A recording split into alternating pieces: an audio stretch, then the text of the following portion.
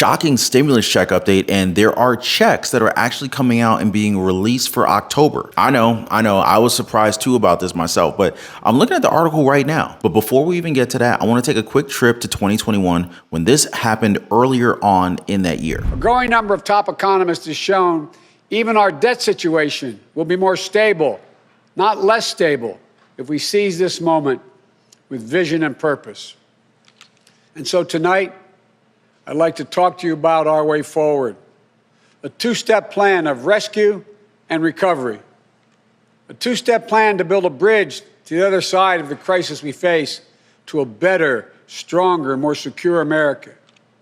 Tonight, I'll lay out my first step, the American Rescue Plan, that will tackle the pandemic and get direct financial assistance and relief to Americans who need it the most.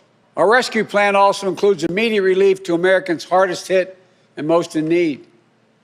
We will finish the job of getting a total of $2,000 in cash relief to people who need it the most. The $600 already appropriated is simply not enough. You're wondering why I'm showing you footage from 2021, right? I get it. Well, I'm not sure about you guys, but I don't remember getting a $2,000 stimulus check. Did y'all get one? I mean, if you got one, you probably be the only one in the entire country if you did. Because if I remember correctly, I think it was Senator Bernie Sanders, right? So Bernie Sanders, he was pushing President Joe Biden to get those checks out to the people. And if you guys remember, Sanders noted that Democrats had full control of the Senate, and he insisted that the president fulfill his promised $2,000 checks. But he never came through with it.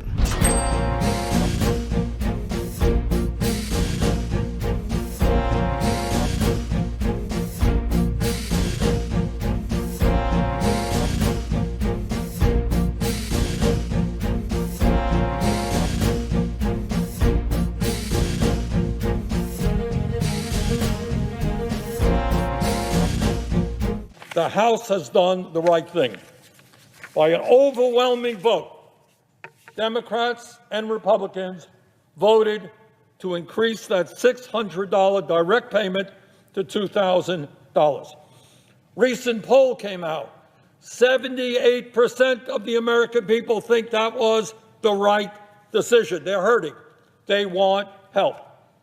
The leaders of our country, President Trump, President-elect Biden, Minority Leader Chuck Schumer, the Speaker of the House, Nancy Pelosi, are all in agreement.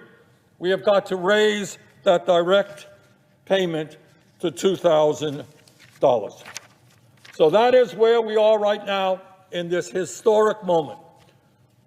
Do we turn our backs on struggling working families, or do we respond to their pain? Now, here's a great question for you guys. Do you feel as if the president has fulfilled most of his promises to us? I'm talking about most of the financial help that he talked about before and during his presidency here, all right? I'm not trying to stir up trouble, but I just feel like it's a fair question to ask, given that he is the president of the United States. Let's have a poll in the comments, with 1 being the lowest score and 5 being the highest, all right? Giving a 5 would mean that you feel as if we're provided with enough financial assistance and then some. But giving a 1 would essentially mean that he lacked in helping us to recover from the health crisis, or that he just straight up didn't fulfill many of his promises. Now, while you guys are commenting your answer, go ahead and drop a quick like and subscribe to the channel and turn on all notifications. I've been getting comments and questions about people getting unsubscribed for no apparent reason. So please make sure that you're still subscribed to the channel. Appreciate the love, you guys. Now, here's an interesting tidbit from the Money Tracker website that I use to check just how much of the budget that was allocated before has been used to help Americans. Now, as you guys can see, it would take at least $280 billion to provide us with $1,200 stimulus checks. And wouldn't you know it, there seems to be at least $300 billion left in the legislative action budget. That is, if we follow this calculation from the Committee for a Responsible Federal Budget site. And so that means that the president may still have a chance to fulfill at least one of his promises, even though it might be a tad short compared to what he initially told us. Do you think he'll actually act on it this time around? Because I mean, I don't know, 2024 is right around the corner, you know what I'm saying? But let's talk about checks that are coming out. Let's talk about California and the middle class tax tax refund. Now, many people who were eligible for this money didn't get it between October of last year or early 2023. So this is something that's being sent over to certain people who filed a 2020 California tax return by October 2021, depending upon the stipulations that were laid out, of course. So next is Colorado, where checks of at least $1,044, they're being given to people whose income did not exceed $16,925 if filing alone, and $22,858 if they're filing jointly. Now, these are called the property tax rent heat credit rebates, and this is made available to those either age 65 and older or a surviving spouse age 58 or older, as well as disabled people who can't work due to medical reasons. Now, Georgia's next, and the state's House Bill 162 indicates tax rebates for taxpayers of up to $500 each. Now, this applies to everybody who filed their tax returns in 2021 and 2022. Now, moving on from Georgia, we got Alaska. So these payments were for residents which were stated as not eligible or eligible not paid. They will be coming out in October. Now, this is part of the permanent fund dividend, and these payments total $3,284 and $1,312 for both the last 2 years, so long as you filled out the application before March 31st of this year. Which brings me to Montana, where folks can expect a property tax rebate of $675. Now, if you've lived in Montana as your principal residence for the past 7 months of this year, and you've had to pay property taxes on that residence, then expect to get this money. But while these are mostly state checks, let's talk about the federal one. So here's one surprising fact with it. Were you guys aware that some folks haven't even gotten their $1,400 stimulus checks from the federal government? So a review shows that around 3 million Americans still have not yet gotten their stimulus check money.